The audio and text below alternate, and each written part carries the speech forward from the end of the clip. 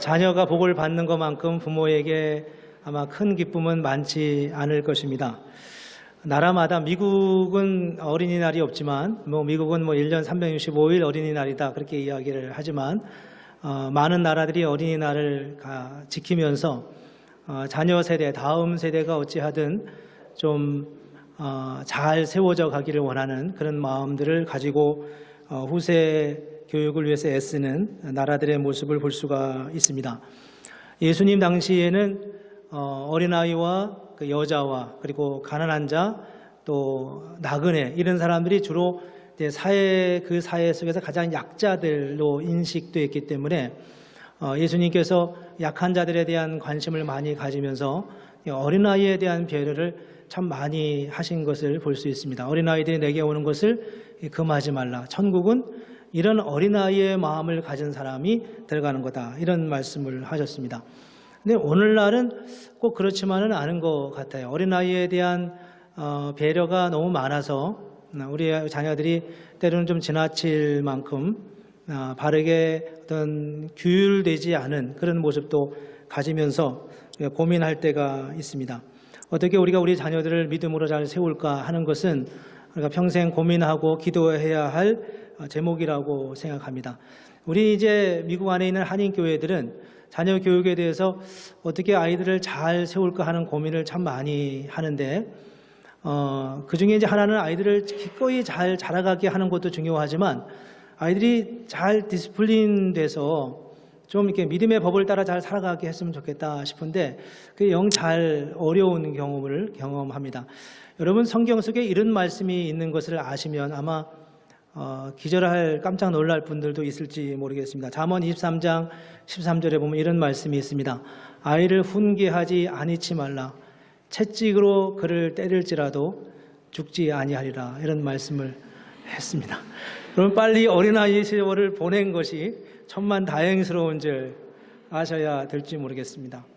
유대인들의 생각, 저 말씀을 들었던 유대인들의 생각이 자녀 교육을 어떻게 생각했을까라는 생각을 하게 됩니다. 오늘은 아이들을 어떻게 잘 교육할 건가 이런 말씀은 아닙니다.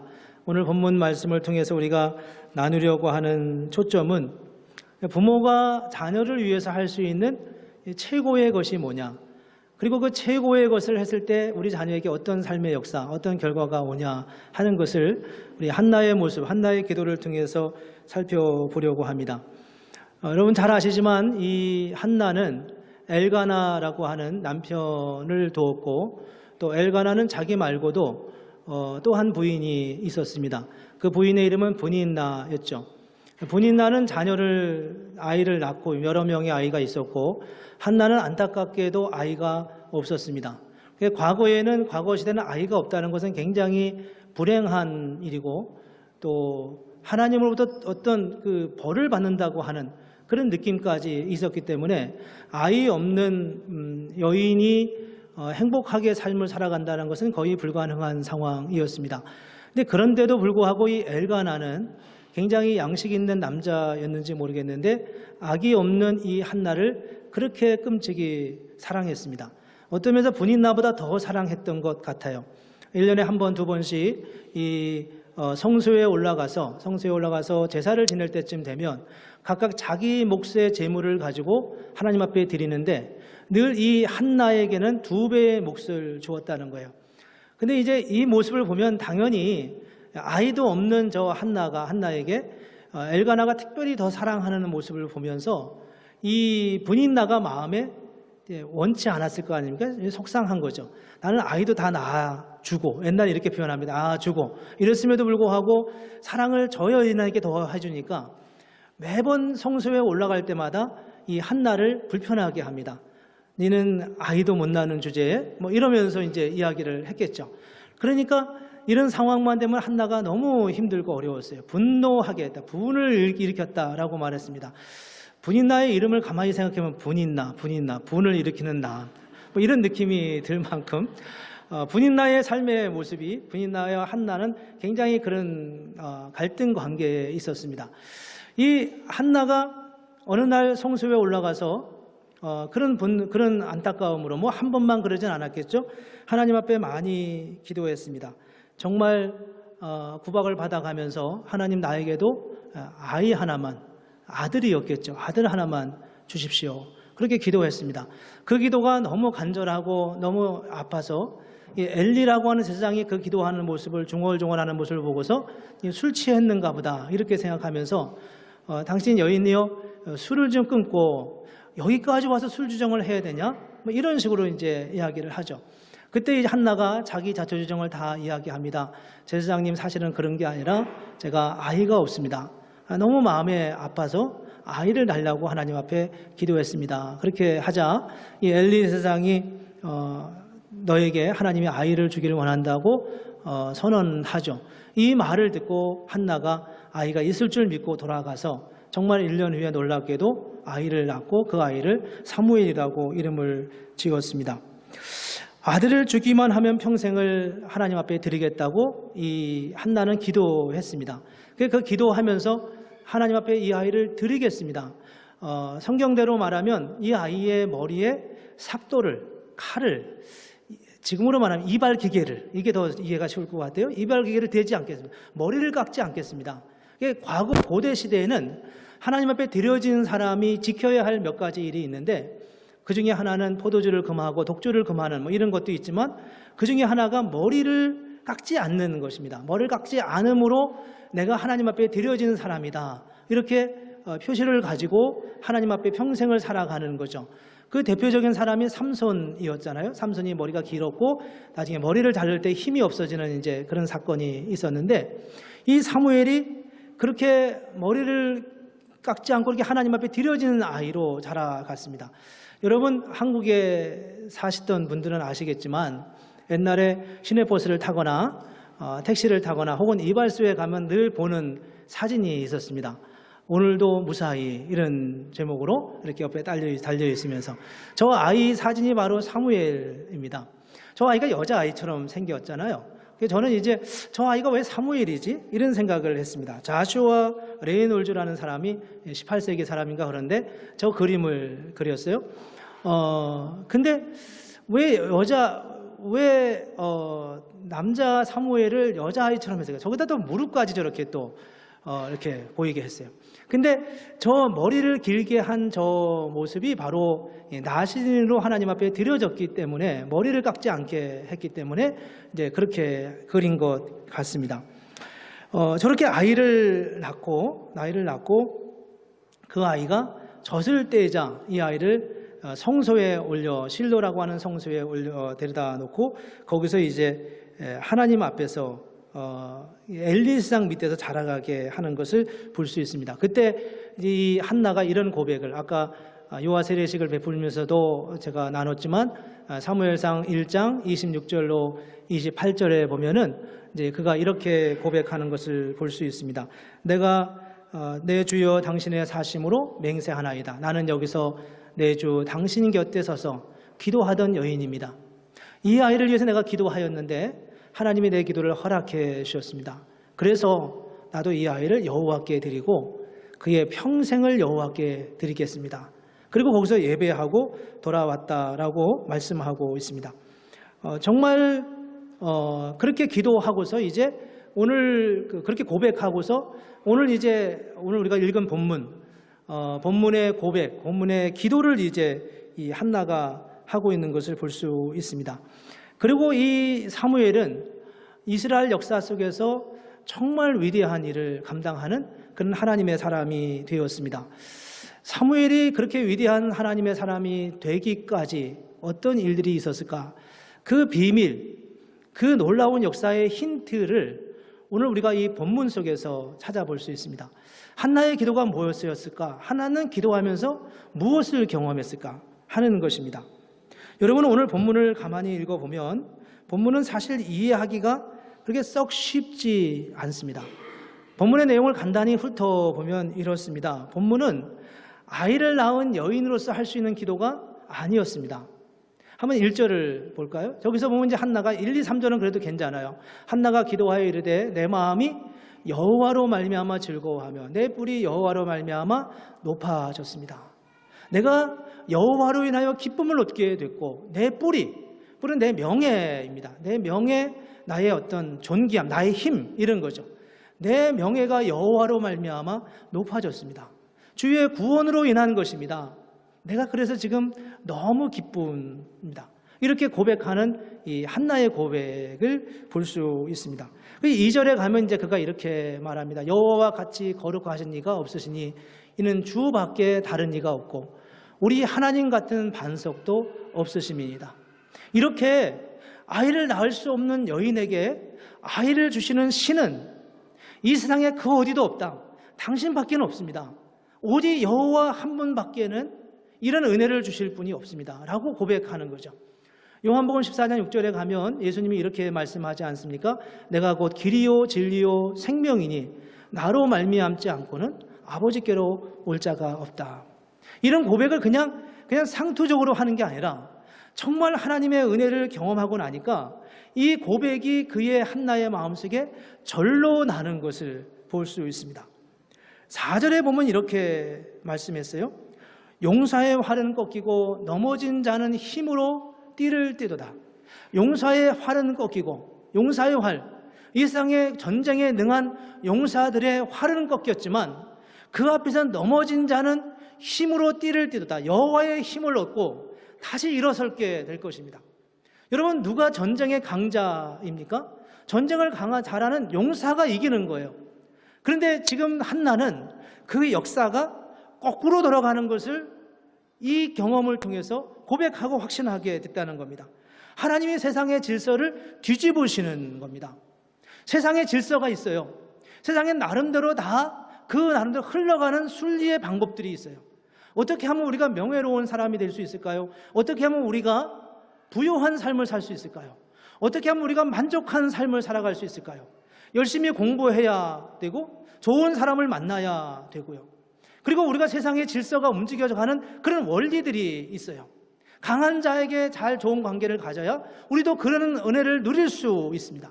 그런데 오늘 이 한나는 그런 하나님과의 관계 안에서 무엇을 경험하냐 하면 하나님이 용사의 활은 꺾으시고 넘어지는 자는 힘으로 띠를 띈다.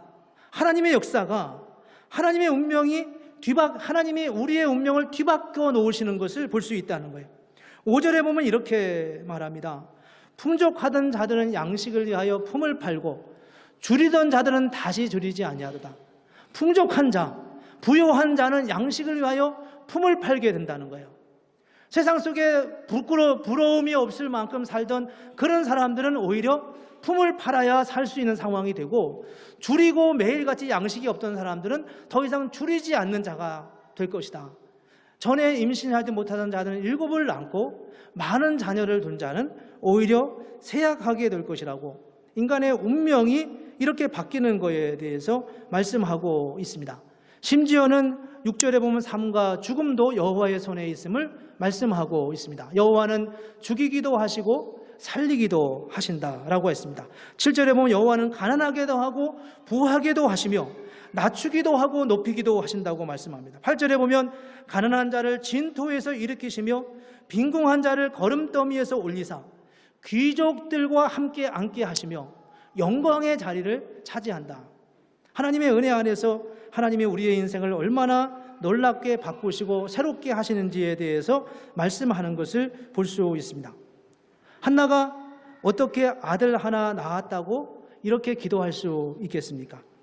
한나의 기도는 세상의 역사를 움직이는 하나님을 선포합니다. 우리가 성경 속에서 늘상 그렇게 말하듯이요, 하나님이 주인이시라고요, 하나님이 우주를 창조하셨다고요. 저는 알지 못했는데 막상 내 삶의 경험에서 아들을 얻고 나니까 이런 고백을 한나가 지금 하고 있는 것입니다. 그분이 어떤 분인지에 대해서 고백할 수 있게 되었어요. 즉, 한나는 아기를 갖게 해달라고 하면서 하나님을 만났고 하나님을 경험했습니다. 하나님이 얼마나 크신 분인지를 알게 되었다는 거예요. 그렇지 않겠습니까? 아이를 가질 수 없는 여인에게 새 생명을 주시는 분이라면 그분이 세상에서 하지 못할 일이 어디에 있겠습니까? 우리는 이런 고백을 가지고 살아가요. 그런데 사실은 이 고백이 정말 우리의 고백이 되는지는 다시 한번 질문해 봐야 할 것입니다. 오늘 한나가 이 기도 속에서 자신이 받은 기도의 응답, 하나님의 역사하신 것을 세 가지로 구분해서 이해할 수 있습니다. 첫째는 하나님께서 기도의 응답으로 사무엘을 얻게 된 것입니다. 그 사무엘은 민족의 지도자가 되었습니다. 사무엘은 하나님의 사람으로 자랐어요. 여러분, 사무엘이 어떤 상황에 놓여 있는지 아십니까? 사무엘이 실로의 여호와의 성소가 있는 곳에 아기가 젖을 때자마자 이제 그 속에 그거에 데려다 놓고 왔잖아요. 엘리에게 맡겼습니다. 엘리 제사장을 섬기는 사람으로 자랐어요. 젖을 떼면 도대체 몇 살에 간 겁니까? 여러분은 몇 살까지 젖을 드셨나요? 요즘은 뭐 젖을 1년 이상 먹는 사람이 없지만 그 당시는 조금 오래 먹었겠죠, 당연히. 뭐 7살까지 먹은 사람도 들어봤고요. 10살까지 먹은 사람도 들어봤고요. 어쨌든 이 사무엘은 조금 더 오래 자기 혼자 자기 생활을 할 수 있을 정도는 되었을 것입니다. 근데 엘리 제사장이 누구냔 말입니다. 엘리의 두 아들 홈니와 비느하스는 그 당시 가장 그곳에 타락한 제사장이었고 제사장의 자녀들이었어요. 그들은 그 성소에서 제사를 지내면서 재물을 자기들 마음대로 탈취해가지고 자기들이 먼저 먹고 온갖 나쁜 일을 다 자행했던 사람들이 바로 엘리 제사장의 아들들이었습니다. 그런데 한나가 자기 아들을 그 소굴에다가 갖다 맡긴 거예요. 엘리 제사장을 섬기는 사람으로 그렇게 맡긴 거죠. 그런데 놀랍게도 그 한나가 그렇게 맡겨진 사무엘이 이스라엘 민족을 구원하는 놀라운 일을 감당하는 그런 하나님의 사람으로 세워지는 것을 볼 수 있다는 겁니다. 나중에 사무엘상 7장에 가면은 이런 말씀을 이스라엘이 블레셋과의 전투 속에서 아주 힘들고 어려운 공경을 여러 해 동안 지나가고 있었습니다. 심지어는 이 하나님을 섬기고 하나님 앞에 하나님의 임재의 상징이었던 언약궤를 블레셋에게 빼앗기기까지 했죠. 그런데 나중에 전쟁을 하면서 이 사무엘이 이스라엘 민족을 모아놓고 미스바라고 하는 곳에서 함께 기도합니다. 여호와여, 우리가 범죄하였나이다. 우리 가운데 임재하여 주옵소서. 하나님, 우리를 도와주시옵소서. 이 나라가 하나님의 나라 아닙니까? 이 민족이 하나님의 백성 아닙니까? 그러면서 그들이 주님 앞에 회개하며 자복하며 기도하고 있습니다. 그리고 전쟁터에 나갔는데 놀랍게도 그 전쟁에 엄청난 승리를 하고 그들이 에벤에셀이라고 하는 돌비를 세워놓고 하나님이 여기까지 우리를 도우셨다고 선포하는 장면이 나와 있습니다. 이 사무엘은 이스라엘의 왕조 시대를 열어가는 사람이었어요. 사울이라고 하는 사람에게 왕으로 기름을 붓고 또 다윗을 왕으로 기름 부었던 사람이 바로 사무엘이었습니다. 이 사무엘이 그렇게 이스라엘 역사의 흐름을 바꿀 만큼 놀랍고 엄청난 일을 했어요. 오늘 한나는 이렇게 자라갈 자기 아이의 운명을 보면서 1절과 2절에서 이렇게 고백하는 것입니다. 내 마음이 여호와로 말미암아 즐거워하며 내 뿔이 여호와로 말미암아 높아졌습니다. 내가 여호와로 인하여 행하시는 그 놀라운 기적과 이사로 인하여 내가 하나님의 은혜를 누리게 되었다고 고백하고 있는 것입니다. 더군다나 우리가 한 가지 더 기억할 것은 이런 것입니다. 여러분, 사무엘이 어느 민족, 어느 지파 사람인지 아시나요? 오늘 사무엘상 1장 1절에 보면 이 사무엘이 에브라임 산지에 살던 사람이라고 말합니다. 근데 에브라임 산지에 살았다고 하면은 이 사무엘이 에브라임 지파라고 생각하는데 사실은 이 사무엘은 레위 지파 사람이었습니다. 레위 지파는 원래 이스라엘 예루살렘만 사는 게 아니라 여러 지파에 이제 흩어져 살고 있었잖아요. 그런데 이 사무엘의 족보가 역대상 6장 34절로 38절까지 나와요. 사무엘은 누구의 아들이라고요? 엘가나의 아들입니다. 엘가나의 아들이 쭉 넘어가다 보면은 37절, 38절에 보면 이 사무엘은 마지막에 누구를 조상으로 두고 있냐 하면 에비아삽이고 고라의 후손입니다. 그리고 고라는 이스하엘의 아들이고 이스하엘은 그앗의 아들이고 그앗은 레이의 아들이고 레이는 이스라엘, 야곱의 아들이에요. 족보를 제가 좀 오늘 가지고 왔습니다. 저 족보가 너무 복잡한데요. 맨 위에 이제 야곱이 있잖아요. 야곱의 12아들이 있습니다. 야곱의 이름은 이스라엘이기도 하죠. 야곱의 후손이 이제 이스라엘이 되는 겁니다. 야곱에게 12아들인데 12아들 이름을 다 넣을 수 없어서 4명만 넣습니다. 레이는 세 번째 아들이에요. 세 번째 아들은 누구냐 하면 이스라엘에서 성막 일을, 여호와를 섬기는 일을 하는 사람이 레이입니다. 레이에게 3명의 아들이 있었습니다. 게르손과 고핫과 무랄이라고 하는 아들이 있었어요. 근데 게르손과 고핫과 무랄이는 그 성막 일에서 각각 자기의 맡은 일들이 다 담당이 다 있었어요.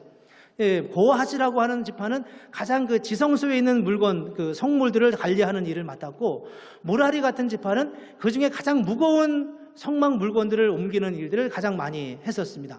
근데 고핫이 4명의 아들이 있는데 그 중에 첫 번째 아들이 아므람이고, 아므람의 아들이 아론과 모세였습니다. 여러분 잘 아시는. 그 아론의 후손들이 이제 그 제사장이 되지 않습니까? 제사장이 되고 그렇게 제사장으로 임명을 받아서 광야를 오기 시작했습니다. 그리고 광야를 오기 시작했는데, 광야에서 민수기 16장에 보면 무슨 사건이 있냐 하면은 그 오른쪽에 이스할과 고라로 이어지는 사람이 있잖아요. 저 고라가 촌수로 보면은 아론과 사촌지간이죠, 그렇죠? 아버지 삼촌의 아들이니까. 저 고라가 아론에게 뭐라고 말하냐 하면 이렇게 말합니다. 왜 당신만 제사장이냐? 나도 제사장 될 수 있지 않냐? 당신과 내 사이에 뭐가 다르다고 이러면서 이 고라가 반기를 들었어요.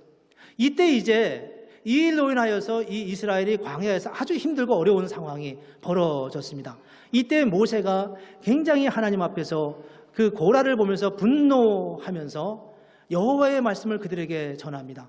너희가 그 맡은 일을 소중하게 여기지 않고 어찌 아론의 일을 탐하느냐고 말하면서 저 고라와 함께 당을 지어서 이렇게 다니던 250명의 사람들이, 그 뒤에 있던 많은 사람들이 땅이 갈라져서, 지금으로 말하면 지진이겠죠. 땅이 갈려 다 거기서 몰사하고 맙니다.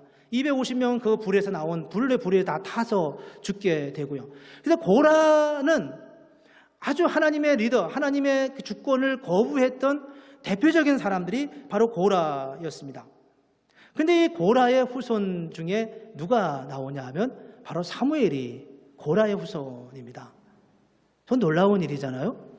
사무엘이 고라의 후손이에요. 그리고 그 사무엘이 제사장 역할을 합니다. 고라는 제사장이 되려고 하다가 저렇게 멸망했는데, 고라의 후손 중에 사무엘은 하나님의 주권과 은혜로 인하여 제사장이 되었습니다. 나중에 여러분 시편을 보시면 시편에 이런 말씀이, 시편 42편부터 49편까지 44편만 빼놓고 누가 졌다고 말하냐면 고라 후손이 지은 시, 이렇게 되어 있습니다. 고라 후손이 지은 시. 그리고 84편, 85편, 87편, 88편도 전체 시편 150편 중에 한 편이 고라 자손이 지은 시라고 그렇게 되어 있습니다. 아니, 자기들 조상이 많을 텐데 왜 굳이 고라 후손이냐고요. 왜 굳이 자기 자신을 고라 후손이라고 말하냐고요. 저기는 저들의 신앙 고백이 있는 겁니다. 무슨 신앙 고백입니까? 우리는 원래 멸망받은 족속이라는, 우리 조상들이 불에 타 죽은 사람들입니다. 우리 조상들이 하나님을 거역하다가 땅이 갈라져서 멸망한 그 족속들이 바로 우리입니다. 이런 고백이 바로 그 시에 담겨져 있는 겁니다. 그 시에 담겨져 있으면서 우리 고라 자손이 지은 시라고 말하면서 그들이 하나님 앞에 돌아와서 성소를 섬기면서 하나님 앞에 짓는 그런 시의 고백이 바로 시편의 14편이나 13편이나 되어 있습니다. 고라 자손이 나중에 한 일은 무엇이었냐면 성소에서 그 성전, 다윗 성전을 지었을 때, 솔로몬이 성전을 지었을 때 그들이 문지기 역할을 했던 사람들이 바로 이 고라 자손들이었거든요. 생각해 보십시오. 찬양하는 사람들이 시를 졌다. 그러면 우리가 이해할 수 있어요. 찬양을 하면서 그 뜨거운 영감 속에서 시를 졌다. 하나님을 노래하는 감격스러운 시를 졌어요. 이해할 수 있겠죠. 예배를 인도하는 설교자가 시를 썼다. 다윗 같은 사람이요. 그러면 이해할 수 있습니다. 그런데 고라 자손은 성전 문지기였습니다. 문을 지키는 사람들이었어요. 근데 그들이 하나님 앞에 13편의 시, 그것만 지었겠어요? 수많은 시들이 있었겠죠. 그 시를 짓고 그 시를 이스라엘 사람들이 함께 노래 부르면서 함께 주님을 찬양하며 나아갔다는 겁니다. 그 중에 여러분이 잘 아는 시편 84편 10절 말씀이 있습니다. 뭐라고 말하냐면 여호와의 궁정에서의 한 날이 다른 곳에서의 첫날보다 낫다, 이런 고백을 하고 있습니다. 이게 바로 고라 후손들이 하나님 앞에 했던 그런 믿음의 고백입니다. 저 고백은 처음에 어떻게 시작하는지 아십니까? 1절에 이렇게 시작합니다. 만군의 여호와여, 주의 장막이 어찌 그리 사랑스러운지요. 내 영혼이 여호와의 궁정을 사모하여 새약하며 내 마음이 육체가 살아계시는 하나님께 부르신나이다. 이 구절을 여러분 암송하는 분도 많을 거예요. 만군의 여호와여, 주의 장막이 어찌 그리 사랑스러운지요. 주의 궁정에서의 한 날이 다른 곳에서의 첫날보다 나은즉. 정말 우리의 가슴을 울리는, 우리의 믿음의 고백을 갖게 하는 그런 찬양과 그런 시를 쓴 사람들이 바로 고라의 후손이었다는 거예요. 그렇다면 이 고라의 후손이 언제 이런 회심의 과정을 겪었을까요? 언제 어떻게 그들이 반역자의 자손이었는데, 후손이었는데 언제 그들이 하나님을 이렇게 뜨겁게 만나면서 하나님 앞에 나아갔겠습니까? 거기서 우리는 물론 다른 시점이 있었는지도 모르지만 성경 안에 찾을 수 있는 시점은 바로 한나의 기도였다는 겁니다. 한나의 기도였어요. 한나가 하나님 앞에서 기도하면서 낮은 자를 높이시고 높인 자를 낮추시고 악인을 멸하시고 약한 자를 높이시는 역사의 운명을 바꾸시는 그 하나님의 그 놀라운 역사에 대한 고백이 한나의 입에서 먼저 선포됐고 먼저 나왔습니다. 그리고 사무엘은 제사장이 될 수 있는 자격을 갖추지 못한 사람이었음에도 불구하고 하나님께서 사무엘로 하여금 그 제사장 일을 감당하게 하시고, 자기 조상은 제사장 되고 싶어서 애쓰다가 불에 타 죽어버렸는데 사무엘은 한나의 기도 속에서 이스라엘의 역사를 바꾸는 하나님의 사람으로 세워져 가는 것을 볼 수 있습니다. 여기에 우리는 하나님께서 어떻게 일하시는지를 너무도 신비롭게 보게 됩니다. 하나님은 어떻게 일하십니까? 왜 꼭 아론 후손만 제사장이 돼야 되냐고요? 그건 하나님의 법이었습니다. 누구도 넘어설 수 없는 하나님의 법이었어요. 그걸 거스리고 그거를 대들고 거기에 항거하는 사람은 불에 타 죽게 되는 운명을 처하게 되었습니다. 그런데 그렇게 사람을 250명이나 불살라 죽게 하셨던 그 하나님께서 한나의 기도를 들으시고, 한나의 마음을, 한나의 기도를 들으시고 한나로 하여금 하나님이 어떤 분이신지를 알게 하신 다음에 고라의 후손이었던 사무엘을 이스라엘의 제사장으로 세우시고 그 사무엘을 통해서 이스라엘의 역사를 바꾸는 하나님의 은혜가 이 안에 있었음을 보여주고 있습니다. 하나님이 어떤 분이시라고 생각하십니까? 하나님은 어떻게 우리 가운데 일하십니까? 하나님은 우리 자녀들이 어떻게 되기를 원하시나요? 우리는 어떤 모습으로 주님 앞에 나아가야 하며 주님의 은혜를 누려야 하겠습니까? 주님께서 우리의 생각과 우리의 사고를 뛰어넘어서 당신의 역사를 이루시고 행하시는 놀라운 역사를 오늘 우리가 한나와 그의 후손들을 통해서 볼 수 있습니다. 오늘 9절과 10절에 보면 그가 이렇게 말해요. 자기 왕에게 힘을 주시며 자기의 기름 부음을 받는 자의 뿔을 높이시리로다 라고 10절에서 말씀하고 있습니다. 한나는 메시아를 봤습니다. 장차 사무엘에 의해서 기름 부어 임명받을 다윗과 그의 후손을 통해서 하나님이 메시아를 보내시고 그 메시아가 이 땅에 오셔서 가난한 자를 부하게 하시고 높은 자를 낮추시며 우리의 삶의 즐거움과 어려움 속에서 우리를 새롭게 하시는 하나님의 역사와 하나님의 은혜를 선포하고 확신하고 있습니다. 자녀를 위해 기도했던 한나는 그 기도 가운데 하나님이 열어주시는 엄청난 세계를 보았습니다. 그로부터 천년이 지난, 상당히 오랜 세월이 지난 후에 일어날 하나님의 역사를 한나는 기도 가운데 보았습니다. 그리고 자기 자녀를 통해서 그렇게 일하시는 하나님의 역사를 보았습니다. 기도가 얼마나 위대한 힘을 가지고 있는지를 알 수 있겠습니까? 성경을 그냥 지식적으로 읽고 외우는 게 문제가 아니라 기도 가운데 하나님의 역사를 보고 기도 속에서 하나님의 은혜를 경험하는 것은 정말 놀라운 일이 아닐 수가 없습니다. 우리가 우리 자녀를 위해서 할 수 있는 가장 큰 일 중에 하나가 기도입니다. 기도만큼 위대한 역사를 이룰 수 있는 일은 없고 기도만큼 하나님의 놀라운 역사는 없습니다. 곧 부를 우리 찬양 가운데 이런 찬양이 있습니다. 그 두려움이 변하여 내 기도 되었고 전날의 한숨 변하여 내 노래 되었다고요. 우리가 이 땅에 살아가면서 힘들고 어려운 삶의 문제들이 많지만 그럴 때마다 내가 힘들고 아프고 어려울 때 한나는 하나님 앞에 기도했는데 그 기도 속에서 하나님의 엄청난 우주적 역사가 열리고 새로워지는 것을 경험하게 됩니다. 오늘 저와 여러분 속에서도 하나님의 은혜가 있기를 원하고 또 여러분의 자녀 가운데 자녀를 통해서 하나님의 위대한 역사가 일어나고 하나님이 당신의 뜻을 바꾸시면서까지도 엄밀하게 말하면 바꾼다고 하는 말이 어폐가 있겠지만 당신의 행하신 그 역사 속에서 한나의 기도를 들으시고 당신이 고라를 죽게 하셨던 그 하나님이 사무엘을 이스라엘 제사장으로 세우시면서 그렇게 당신의 역사를 행하시는 이 놀라운 하나님의 섭리를 우리가 어떻게 이해할 수 있겠습니까? 그것은 바로 기도 가운데 주님을 만나는 것밖에 없고 우리가 기도로 우리 삶의 문제를 주님 앞에 내어놓고 또 우리 자녀를 위해서 기도하면서 우리도 한나처럼 동일하게 하나님의 역사를 경험하는 그런 은혜가 있기를 주님의 이름으로 축복합니다. 기도하겠습니다.